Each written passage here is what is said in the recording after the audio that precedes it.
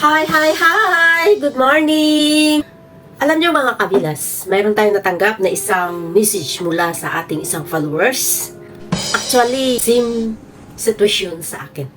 Kaya masyado akong narelate. Nagtitimpla tayo ng kape. Sabi niya, Ma'am Willa, relate na relate po ako sa mga content mo about kabet.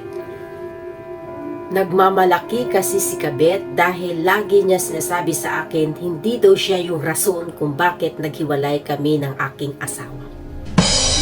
Lagyan ko muna ito ng tubig yung kape ko.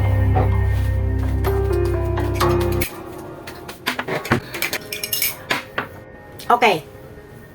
Ang sitwasyon ni Sender sim sa sitwasyon ko. Kaya nga rin siguro nagmamalaki at malakas ang loob ng babae dahil hindi siya ang rason kung bakit naghiwalay kami ng asawa ko. Actually, totoo naman. Lagi ko naman sinasabi dyan sa aking live, di ba? Na hindi siya yung rason kung bakit naghiwalay kami ng asawa ko. Kaya ko nga naintindihan ang kanilang relasyon nung nalaman ko na may kinakasama na yung asawa ko. Pero tandaan nyo mga kabilas, kahit gaano man katagal ang paghiwalay ng dalawang mag-asawa, sa mata ng Diyos at sa mata ng batas, sila ay mag-asawa pa rin. Hindi magbabago yun hanggat hindi na anal o na divorce or hanggat wala pang asawa ang isa't isa sa kanila.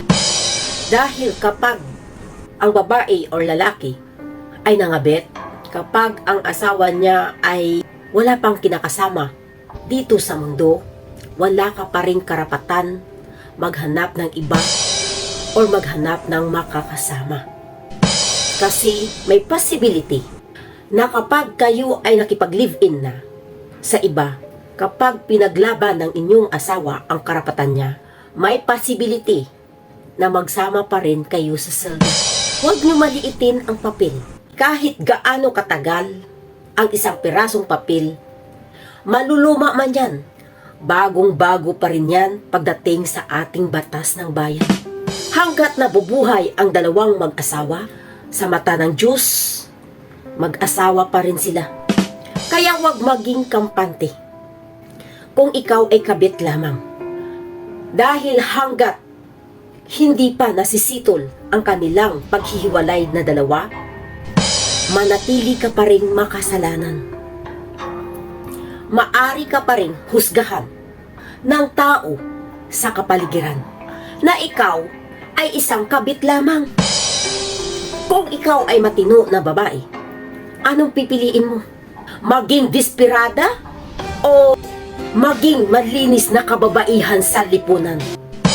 Tandaan niyo mga kabilas, kailanman hindi magwawagi ang isang pagmamahal na kasalanan.